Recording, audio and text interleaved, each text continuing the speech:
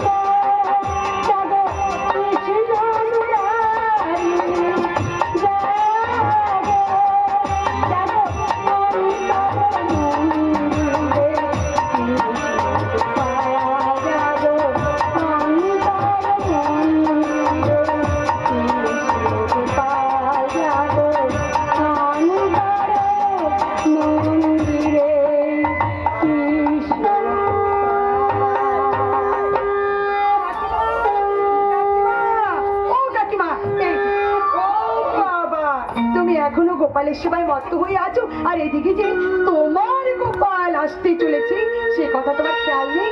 তা কত বেলা হলো গো? ও বাবা, বেলা পরে বিকেল হতে গেল। হ্যাঁ বলিস কি রে? হ্যাঁ রে, এখানে কখন রান্না করবো? আয় আয় আমার কাছে এগিয়ে আয় দেখি, আয় আয়। এই নাও, এই নাও ধরো, মা পাঠিয়ে দিয়েছে। কি আছে দেখি? ওই যে মনসার বাগানের হিমসাগর আম আর খিড়কি পুকুরে কলমি শাক। আমার গোপাল কি খেতে ভালোবাসে তা তো ঠিক মনে আছে, বয়েই গেছে আমার জানতে। মা পাঠিয়ে দিল তাই। হ্যাঁ জানি না বকুনে, জানি মানে মা হয়ে তোদের মনে রাখি যদি আমি জানতে না পারি তাহলে আর কে পারবে বল? কাকিমা শোন, তুই আজকে আমার সঙ্গে চল, তুই নিজে রান্না করবি। কারণ বকুল জানে যে গোপালদা কি খেতে ভালোবাসে, তাই তো? ঠিক তাই রে, ঠিক তাই। সেই ছোট থেকে একসঙ্গে বড় হয়েছি, তাই আমার গোপাল কি খেতে চাই সেটা আমার খুব ভালোভাবেই জানা আছে। আর জানা আছে বলে এই আস্ত রুই মাছটা কোনো দরদাম না করে একেবারে পাল্লাই করে আরে এত বড় মাছ কিন্তু অনেক দাম রে। টাকা পকেটে টাকা না থাকলে কি হবে মা? মাছটা দেখে আমার লোভ হলো, আর পঞ্চু যেন পৌঁছিয়ে দিল আর বললো কি জানো মা, গোপাল ফিরে এলে যেন পয়সা দেয়। আর ওই যে অত বড় হাড়ি ভর্তি মিষ্টি পান্ডুর দোকান থেকে জানো মা, জানো ভাই ফিরে আসছে শুনে কেউ কোনো অজর আপত্তি করেনি, সবাই এক কথায় ধার দিয়ে দিচ্ছে। কিন্তু এত ধার কি শোধ করবি কি করে রে? তোমার কোনো চিন্তা নেই মা, গোপাল ফিরে এসে আমার সব দানা শোধ করে দেবে। আমার ডাক্তার ভাই দাদার দানা সে কি ফেলে রাখতে পারে? খোকা তুমি দেখে নিও মা, গোপাল ফিরে এসে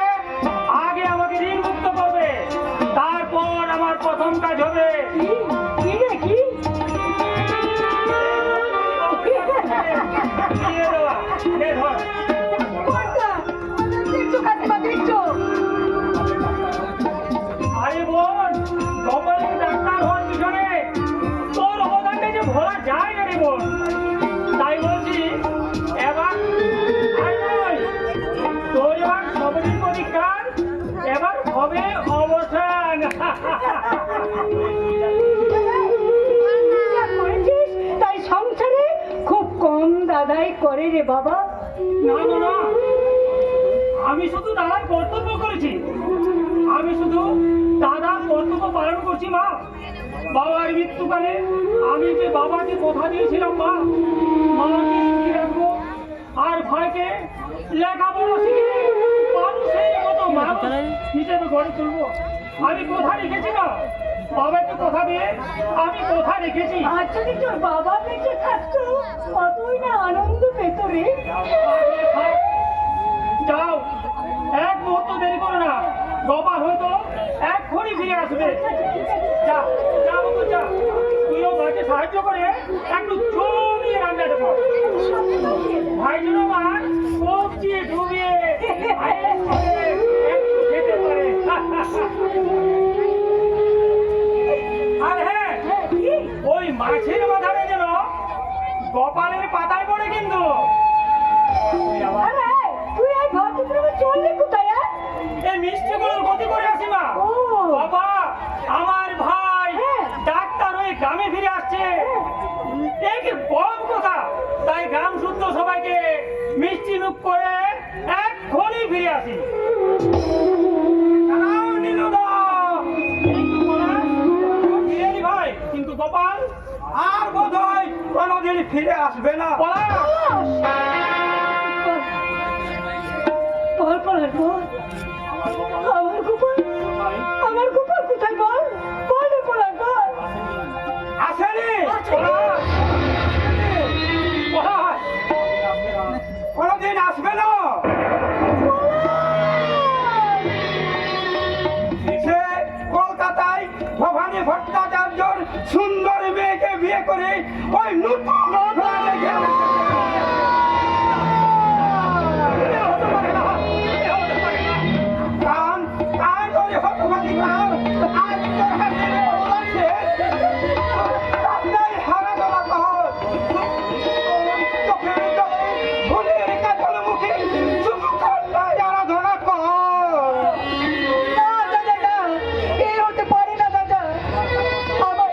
আমার ভালোবাসা কখনো মিথ্যে হতে পারে না দাদা, কখনো না, কখনো না।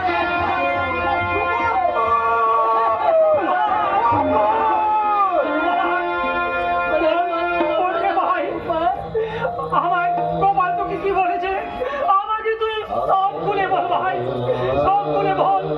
সে কথা আর নাইবা শুনলে পলাশিতা, কারণ ছোট্টবেলায় ওই প্রাণের বন্ধু হয়েও পলাশ আমাকে যে ভাষায় তিরস্কার করে। না না না, এটা মিথ্যে, এটা তোর বানানো গল্প। আমার গোপাল কখনো এতটা অকৃতজ্ঞ বেঈমান হতে পারে না রে, বেঈমান হতে পারে না। পারে কাকিমা পারে, ওই শয়তান ভবানী ভট্টাচার্যের পাতা মানে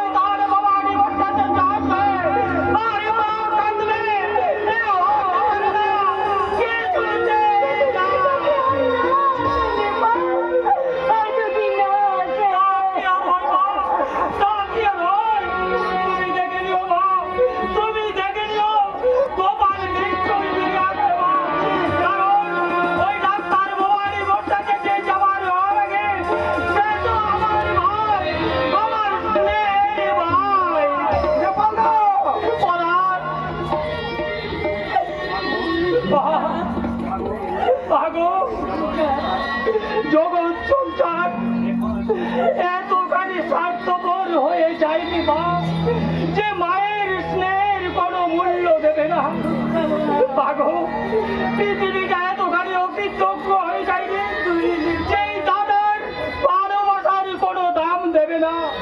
তুমি দেখে নিও মা, আমাদের ভালোবাসা নিশ্চয়ই গোপালকে ফিরিয়ে দেবে মা, নিশ্চয়ই গোপালকে ফিরিয়ে দেবে, নিশ্চয়ই ফিরিয়ে দেবে। ওরে ওরে পলাশ, তুই বকুল বলকে বলিস ভাই যেন সে তার স্বপ্নের স্থলে আশার ফুল দিয়ে গাঁথা ভালোবাসার মালা টানা দিয়ে দেবে ভাই, ভালোবাসার মালা টানা দিয়ে দেবে। এই যে ভাই যখন যাচ্ছে সেই তার ভাইকে নিশ্চয়ই ফিরে আসবে ভাই, নিশ্চয়ই ফিরে আসবে। তাই যেন হয় ঠাকুর, তাই যেন হয়। ওই শয়তান ভবানী বৎসচাচের চক্ষু ভেদ করে ওই কুহুকিনী মায়ার চাল চিহ্ন করে আমার গোপাল যেন তার এই দুঃখিনী মায়ের কোলে ফিরে আসে। সে ফিরে এলে আমি তাকে বলবো ওই অবধি সন্তান তোর জন্য যে অপেক্ষা করে মালা গেতে বসাবে আমার সেই বন্ধু, সেই বন্ধুকে কাটিয়ে অন্য কোনো মেয়েকে বিয়ে করলে তুই জীবনে সুখী হতে পারবি না রে বাবা, জীবনে সুখী হতে পারবি না, জীবনে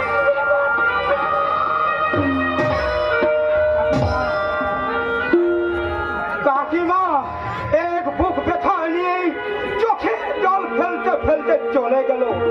হাই রে ও ভাগিনী মা, তুমি তো জানো না এই যুগে তোমার মতো মায়ের চোখের জল সন্তানের কাছে শুধুই ছল। তোমার আশার বাগানে ফুটে থাকা রাশি রাশি ফুল নিরাশার মাটিতে ঝরে পড়া জীবনের চরম ফুল, আমার জীবনের চরম চরম ফুল।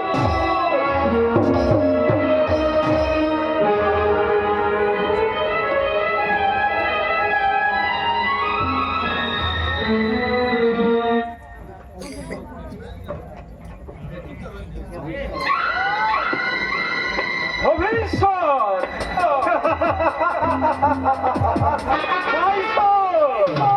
তোমার ভবিষ্যতের চিন্তাটা আমার উপর ছেড়ে দাও। আফটার অল ভবানী ভট্টাচার্যের জামাই, অতএব ডাক্তারিতে তোমার কেরিয়ার তৈরি করে তোমার উজ্জ্বল ভবিষ্যৎ গড়ে দেওয়ার দায়িত্বটা অবশ্যই আমার। আপনাকে কৃতজ্ঞতা জানাবার ভাষা আমি খুঁজে পাচ্ছি না বাবা। আপনাকে দেব তুল্য মহাপুরুষ ছাড়া আর কিছুই ভাবতে পারছি না। না ব্যাপার না, আমি দেবতা নই, আমি মহাপুরুষ নই, এটা আমার নৈতিক কর্তব্য। বাবা মনে রেখো, এই তোমাকে এই কলকাতার মস্ত বড় ডাক্তার হতে হবে, আর তার জন্য যা কিছু সাহায্য সব আমি করব। প্রয়োজনে আমি তোমাকে লন্ডন থেকে FRC ডিগ্রিটা করিয়ে আনবো। আন্ডারস্ট্যান্ড? বাবা কিন্তু ওই সরকারি হাসপাতালের চাকরিটা ছেড়ে দাও। সরকারি স্বাস্থ্য কেন্দ্রে ক টাকা বেতন পাবে? নিজের নার্সিংহোমে ডাক্তারি করলে খুব তাড়াতাড়ি উন্নতির শিখরে পৌঁছে যাবে। নিজের নার্সিং হোম? ইয়েস মাই সন, আজ যেমন সেটা কাল হবে তোমার। আমি আশা করি ওই চাকরির সিদ্ধান্ত ত্যাগ করে নিজের উন্নতি সাধনে মন দেবে। এইভাবে আমাদের মন পাওয়া যাবে না। আর মানে মানেটা তোমার ওই গৃহপালিত জামাইকে জিজ্ঞাসা করে দেখো, ডক্টর আজ নাইট পার্টিতে ইনভাইট করা ছাড়তে হোক। গোপাল যায়নি তাই তো? আসলে ওইসব পার্টিতে আগে কখনো যাওনি, হ্যাঁ কিন্তু এবার যে তোমাকে যেতে হবে গোপাল। নাইট পার্টিতে অ্যাটেন্ড না করলে এই হাই সোসাইটিতে মিশতে পারবে না। এইসব আনকালচার গাইয়াদের তুমি কোনোদিন মানুষ করতে পারবে না ড্যাডি। এরা শুধু পারে হীনমানতায় ভুগতে। তখন তোমাকে রেডি হতে বলেছি, অথচ এখনো তুমি আমার সঙ্গে নিজের ভবিষ্যতের আলোচনা করছিল। ওকে তুমি বলে দেবে ড্যাডি, ভবিষ্যতে যদি আমার কথা না মানতে হয় তাহলে কিন্তু ওর ভবিষ্যৎ অন্ধকার। তুই দেখছিস খুব রেগে গেছিস। অবশ্যই, তুমি তো জানো ড্যাডি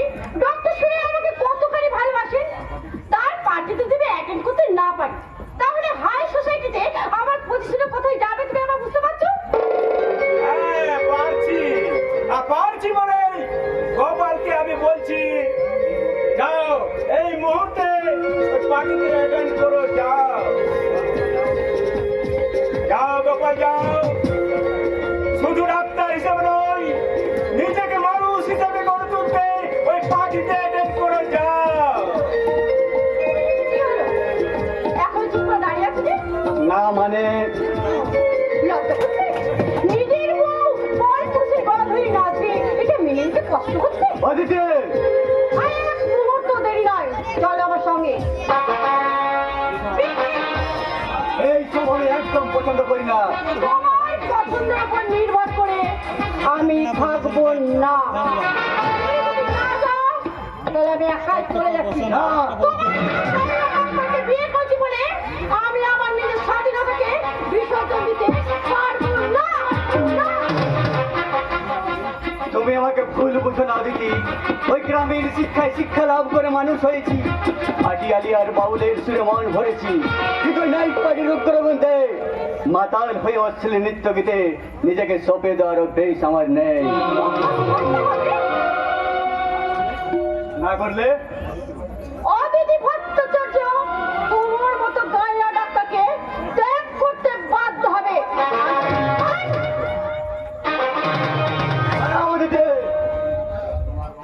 তোমার বাবা যে সামাজিক মর্যাদা বিসর্জন দিয়ে একজন অসহায় দরিদ্র যুবককে জামাই হিসেবে মেনে নিয়েছে, সেই সামাজিক মর্যাদা বিসর্জন দিয়ে আমি আর ওই গ্রামে ফিরে যেতে চাই না।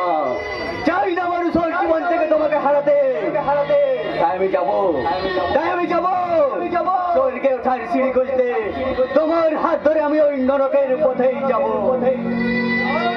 ভাই তুই স্বর্গে যাবি, চল। দেখি আপনি হ্যাঁ হ্যাঁ হ্যাঁ রে ভাই, হ্যাঁ অনেক খুঁজে খুঁজে তোর কাছে এসেছি। আরে কলকাতা শহর তো নয়, একেবারে বড় থানা। কিন্তু তুমি এখানে কেন এসেছো? তোকে গায়ে নিয়ে যেতে এসেছে ভাই। ওই যে তোর বাল্য বন্ধু পলাশটা গিয়ে মাকে বললো তুই নাকি ফিরে যাবি না।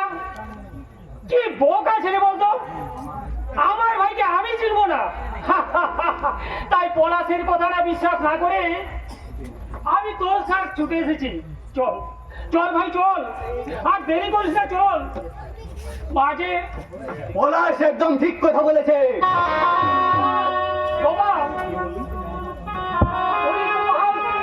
এ তুই কি বললি? যা সত্যি তাই বললি। আমি আর কোনোদিন ওই অজ পাড়াগায় ফিরে যাব না। হরি গোপাল, না না, তুই এই হতভাগা দাদার সাথে এইভাবে রসিকতা করিস না রে ভাই। আরে আমি জানি গোপাল, আমি জানি চন্দ্র সূর্য মিথ্যে হতে পারে, কিন্তু আমার ভাই কোনোদিন অবাধ্য হতে পারে না। চল চল গোপাল, চল। আজ রাতে আমরা ট্রেনে বাড়ি ফিরে যাবো, চল। বলছি তো আমি যাবো না। চল। আচ্ছা তোমরা ভাবলে কি করে আমি ওই অজ পাড়াগায় গিয়ে ডাক্তারি করে আমি আমার উজ্জ্বল ফিউচারটা নষ্ট করবো? গোপাল না, না রে গোপাল না, আজ তোর মুখে এই কথা মানাই না রে ভাই। গ্রামের সবাই আজ তোর কাছে অনেক আশা নিয়ে তোর ফেরার মঞ্চে বসে আছে। মায়ের আশা তুই এইভাবে শেষ করে দিস রে গোপাল। আহ! বন্ধুদের ভালোবাসা আর এই হতভাগ্য দাদার দীর্ঘদিনের সাধনা তুই এইভাবে দুলিশান করে দিস রে ভাই, দুলিশান করে দিস রে। আহ! কি আজেবাজে কথা বলছো? যাও, বেরিয়ে যাও এখান থেকে। গোপাল তুই তুই আমাকে তাড়িয়ে দিচ্ছি গোপাল, হ্যাঁ, হ্যাঁ, দাঁড়িয়ে তুই আমাকে তাড়িয়ে দিচ্ছি। দিচ্ছি। আর ভবিষ্যতে কোনদিন এখানে আসার চেষ্টা করবি না। মনে রেখো, এটা আমার শ্বশুর বাড়ি, এখানে আমার একটা প্রেস্টিজ আছে। গোপাল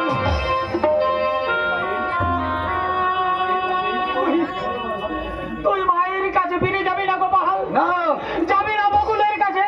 না, হরি, আমি দুর্বলতা হয়ে তোর কাছে হাত জোর করে বলছি রে ভাই, তুই একবার মায়ের কাছে ফিরে চল, ফিরে চল সবুজ শ্যামল গ্রামে।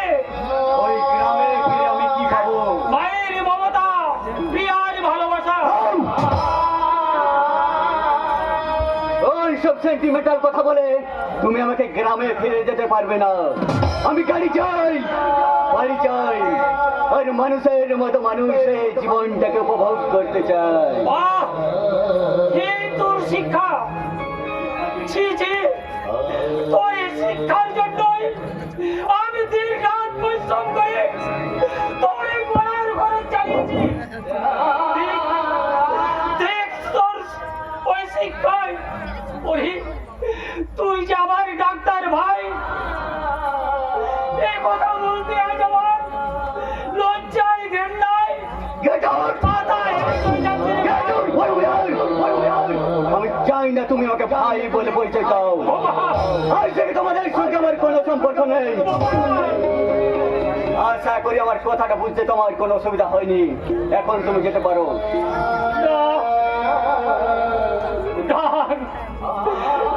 গোপাল না, তোর কথাটা বুঝতে আমার এতটুকু অসুবিধা হয়নি রে ভাই। আমি চলেই যাচ্ছি গোপাল, আমি চলেই যাচ্ছি। তবে যাবার সময় একটা কথা বলে যাই, যদি কোনোদিন তোর ওই অভাগিনী মায়ের কথা মনে পড়ে এই অত বাগা গাদার কথা, সেদিন তুই গ্রামে ফিরে যাস ভাই। আমরা তোকে আদর করে ঘরে তুলে নেব রে ভাই, ঘরে তুলে নেব। ওরে গোপাল, এই নিষ্পার তোর সাথে বেইমানি করতে পারে, কিন্তু এই সবুজ ঘেরা শ্যামল গ্রাম তোর সাথে বেইমানি করবে না রে, কোনোদিন না, কোনোদিন না। এরা এরা দেখছি কেউ আমার ভালো চাই না, চাই না আমি ডাক্তার হয়ে উন্নতি লাভ করি। এরা যে আমার নিকট আত্মীয়, এটা পরিচয় দিতে আমার ঘৃণা করে। ও জামাই বাবু, জামাই বাবু, কিছু বলবে চরণদা? আপনারে দিদিমণি ডাকতেছে গো জামাই বাবু। চলো যাচ্ছি। যাচ্ছি নয়, এক্ষুনি চলুন, না গেলে আপনারে ধরে নিয়ে যেতে বলেছে। বলো পোশাকটা বদলে নিয়ে যাচ্ছি। জামাই বাবু, একটা কথা জিজ্ঞাবো আপনারে। বলো। আজকে না মানে যদি কিছু মনে না করেন, কিছু মনে করবো না, বলো বলো কি জানতে চাও বলো। একটু আগে যে লোকটা গামছায় চোখ মুছতে মুছতে বাড়ি থেকে বেরিয়ে গেল, সে লোকটা কি আপনার কেউ হয় জামাই বাবু? না, ওকে আমি চিনি না। লোকটা কাঁদছে আর বলছে, আমার মতো আহামক এই পৃথিবীতে আর কেউ নেই। না খেয়ে না দিয়ে ধার খরচ করিয়ে যে ভাইকে ডাক্তারি করলু, সে ভাই আমাকে আজ দূর দূর করে তাড়িয়ে দিল। যে মা 10 মাস 10 দিন গর্ভে ধারণ করে পৃথিবীর মুখ দেখালো, সেই মাকে বিয়ে করে উড়ে গেল। আহ, বলো না জামাই বাবু, লোকটা কি তোমার কেউ হয়? না, ওকে আমি চিনি না, জানি না কোথাকার কোন পাগল ছাগল, কিন্তু তার জন্য তোর এত দরদ কিসের? ভুল হয়ে গেছে জামাই বাবু, ভুল হয়ে গেছে। দ্বিতীয় দিন এরকম ভুল করলে গাড়ি ধাক্কা দিয়ে বাড়ির বাইরে বের করে দেবো। আপনি জামাই বাবু, আপনি কথা বলতে হ্যাঁ হ্যাঁ পারলাম। আর দ্বিতীয় দিন এরকম ভাবে কথা বলতে চাইলে আরো কঠোর হতে আমি বাধ্য হব। ঠিকই বলেছো বাবু, ঠিকই বলেছো। বাবুদের ব্যক্তিগত ব্যাপারে নাক গলিয়ে ভালোবাসার কাঙ্গাল হওয়া ভালো নয় গো বাবু, ভালো নয়।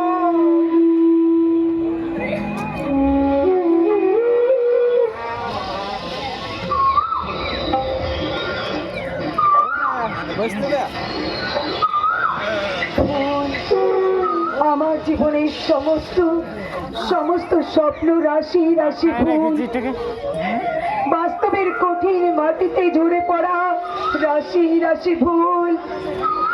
এই ফুল শুধু চোখের জল ঝরায়, কারো গলায় মালা হয়ে শোভা পায় না। এই ফুল আমায় শুধু বেদনা দেয়, কখনো সুখ দিতে পারে না। ফুল আমার জীবনে সব কিছু ভুল। ঝড়ের হাওয়া ছিন্ন পাতা, কোথা থেকে কোথা উড়ে যায়, লিখেছে নিয়তি তার কপালে কি, সে তো কেউ জানে না। ঝড়ের হাওয়া ছিন্ন পাতা, কোথা থেকে কোথা উড়ে যায়, লিখেছে নিয়তি কার কপালে কি, সে তো কেউ জানে না, সে তো কেউ জানে না।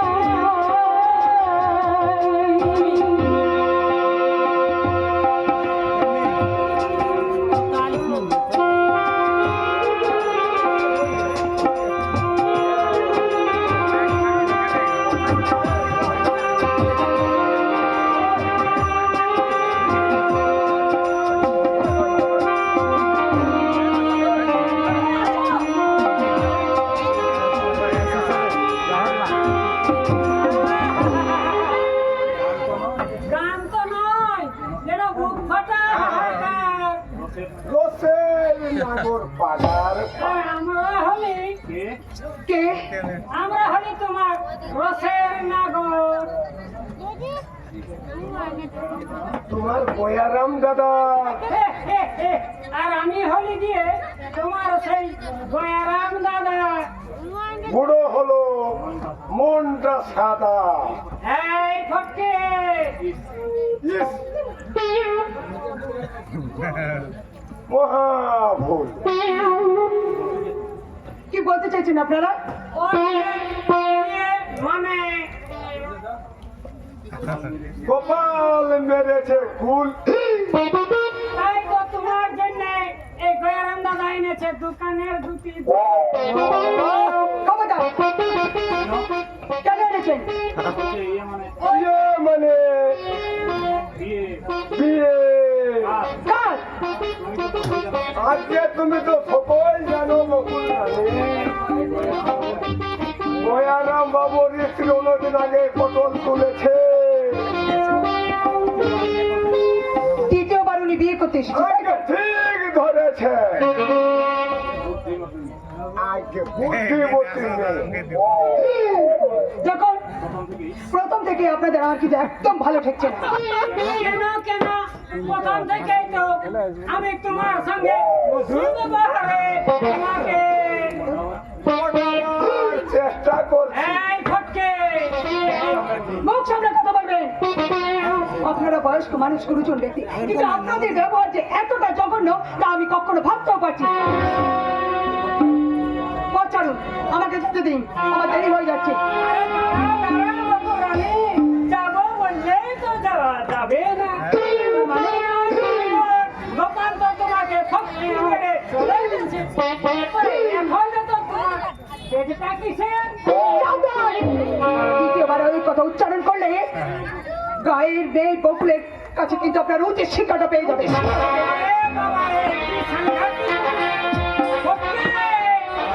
তাড়াতাড়ি বলুন সঙ্গে।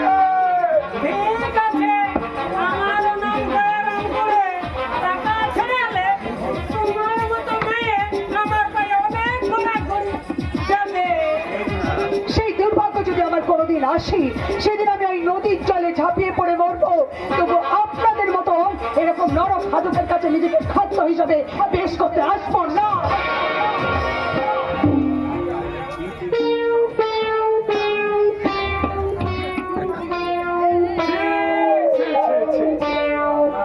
আপনার মতো মহৎ অমান্য করে পায়ে ঠেলে দিল, আবার মুখের সামনে বলে দিল আত্মহত্যা করবে। তবু বলে দিল বুড়ো গয়ারাম বুড়োকে বিয়ে করবে না। বুড়ো গয়ারামকে বিয়ে করবে না। ও জানে না রে ফটকে, আমার বাহিরটা বুড়ো, ভিতরটা তাজা তরুণ। আরে জানে রে, ওই ছোড়া ওই গোপালের বিরহে মনে হয় এখনো কাতর হয়ে আছে। তুই একবার শেষ চেষ্টা করে দেখলো বা ফটকে, ওই দিনু মাস্টারকে যদি বুঝিয়ে সুঝিয়ে রাজি করাতে পারিস ভালো, আর নাই অন্য রাস্তা ধরতে হবে। ওই শালা দিনের মতো রাজি করালো, পলাশকে শালা রাজি করে চাকরি করে ব্যাপার একবার যদি শালা জানতে পারে না,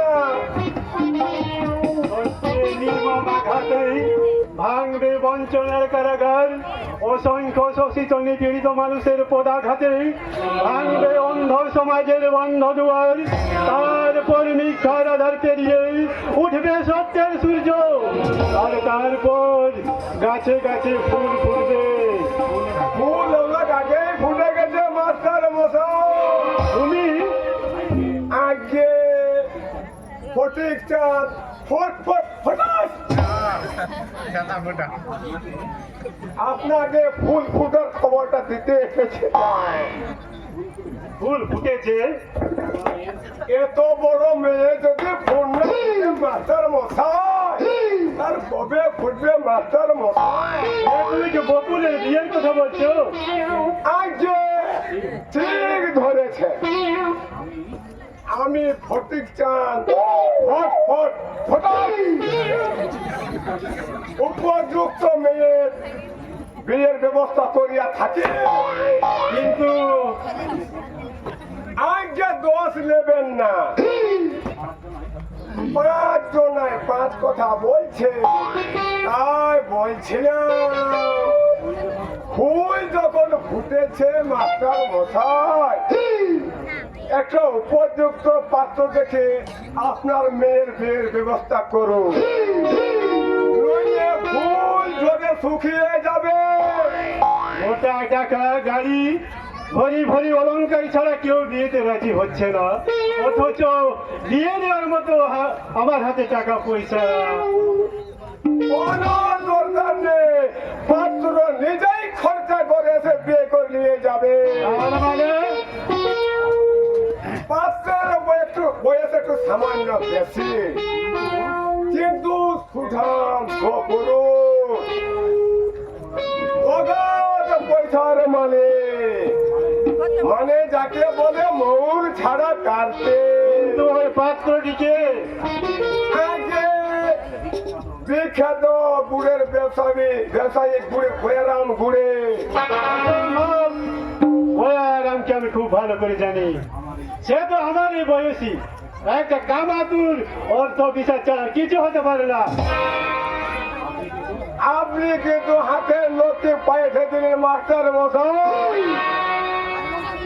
এমন সুযোগ হাত ছাড়া করলে ভবিষ্যতে আফসোস করে মরতে হবে।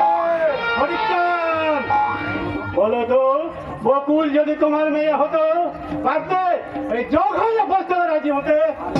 আরে দূর মশাই, আমার মেয়ের বিয়ে দিব বুড়োর সঙ্গে কোন না গেলে ফটিক চাঁদ কত টাকার বিনিময়ে তুই আমার বোনকে সরকারের হাতে তুলে দিতে চাস? বাঁচান, বাঁচান, বাঁচান, বাঁচান, বাঁচান, বাঁচান, বাঁচান। ওকে ছেড়ে দাও।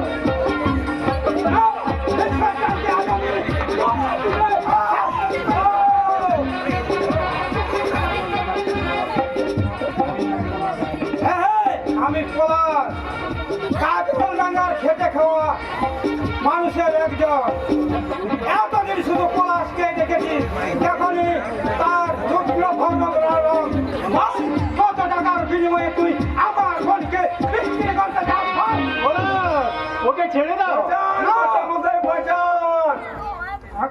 গোলা টিভি শেষ করে দেবো। আমি একে শেষ করে দেবো। কত টাকার বিনিময়ে তুই আমার বোনকে 6 টাকার হাতে তুলে দিতে চাস? করে যায় না, দেশে এখনো আইন আছে। আইন দেশের কোন আইন দিয়ে তুমি তোমার সকলের স্বপ্ন ফিরে পাবে? দেশের কোন আইন দিয়ে তুমি তোমার গচ্ছিত টাকা ফেরত পাবে? বাবা, তোমার আদর্শে আজ আমি বাস্তবকে জানতে শিখেছি।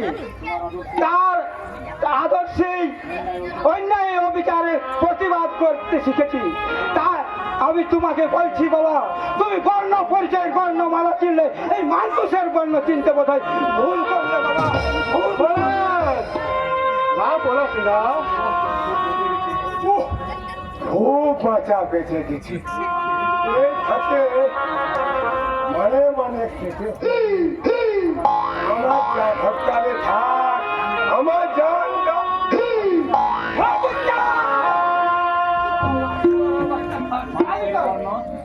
মানুষের বর্ণ চিনতে আমার ভুল হয়নি পলাশ, ভুল হয় শুধু মানুষ গড়তে। তাই সারা জীবন শিক্ষকতা করে গোপালের মতো ছাত্র মনে হদিস পায় না। এই যুগের গোপালে যে কখন রাখাল হয়ে গেছে তা আমি বুঝতেও পারিনি পলাশ, বুঝতেও পারিনি। দেখলাম ওর ভালো মানুষের আড়ালে ছিল শয়তানি কদাকার মূর্তি। ও শুধু বকুলকে ঠকায়নি, ঠকিয়ে এসেছে নিজের মাকে, সেনাহীন কর্তব্য পরায়ণ দাদাকে। পলাশ, আমি ওই শয়তানটার পাশে দাঁড়িয়ে মুখোমুখি প্রশ্ন করতে চাই, যে বকুল ফুল হয়ে ফুটেছিল আমাদের শান্তির বাগানে, তাকে কেন মিথ্যের জাল বলে করেছে বিন্তু? বাবা, তোমার প্রিয় ছাত্র গোপাল নীতি আদর্শের গোলা টিপি আমার কণ্ঠস্বর বদলে দিয়েছে। তাই শিক্ষা আর সততার কোনো দাম নেই। না পড়াশোনা সময়ের সাথে মানুষ বদলে গেল, শিক্ষার মর্যাদা আজও না। শিক্ষা শিক্ষা তোমাকে কি দিয়েছে বাবা? সারা জীবন শিক্ষকতা করে পেরেছ একমাত্র মেয়ের বিয়ে দিতে, পেরেছ সংসারের দারিদ্রতা দূর করতে, পেরেছ বেকার ছেলের উপার্জনের পথ দেখিয়ে দিতে। স্কুল পাঠ্যের সমস্ত উত্তর জানা থাকলে আমার এই প্রশ্নের উত্তর তোমার জানা নেই বাবা। কারণ যোগ বিয়োগ গুণভাগ করতে গিয়ে আপনার জীবনে শুধুই ফলার চিহ্ন। হে বাবা, তাই আজ আমাকে যেতে হবে কলকাতায়। যে বন্ধু বন্ধুত্বের মর্যাদা দিল না, যে ভণ্ড প্রতারক আমার পূর্বের প্রতিদানে দিয়েছে চোখের জল, সেই শয়তানকে আমি মুখোমুখি প্রশ্ন করে জিজ্ঞাসা করবো। পরলোকের মেয়েকে বিয়ে করে সে সুখী হয়েছে কিনা তাই না? না না, আমার কোনো দুঃখ নেই, কোনো অভিমানও আমার নেই। হয়তো ডাক্তারের বউ হওয়ার মতন কোনো যোগ্যতা আমার নেই। তাই বলছি, তোমরা গোপালদাকে তিরস্কার না করে বরং তাকে আশীর্বাদ করো বাবা। ওরা যেন সুখী হয় বাবা। ওকে তুমি বুঝিয়ে বলো দাদা, ও যেন তার হতভাগিনী মাকে ভুলে না যায়, তার দাদাকে যেন কোনোদিনই ভুলে না যায়। মনে হতো ভাগি মা আমার, তোকে সান্ত্বনা দেওয়ার মতো ভাষা আমার জানা নেই। তপ্ত মরুভূমির বুকে এক বুক তৃষ্ণা নিয়ে নিচে জলের আশায় ছুটে মরছি মা। ও যেন জল নয় মা, ও শুধু মরুভূমি, মরিচিকা মরুভূমি। বাবা, আমার তুই ক্ষমা করিস মা। বিয়ের উপযুক্ত মেয়ের ঠিক সময়ে বিয়ে দিতে না পারলে যে কি জ্বালা, তা আমার মতো কন্যাদয়গ্রস্ত ও সহায় বাবা ছাড়া আর কেউ হতে পারে না। গোপালকে ভালোবেসে আমার শেষ সম্মানটুকু সব শেষ করে দিয়েছি, কিন্তু প্রতিদানে পেলাম বঞ্চনা আর প্রতারণা।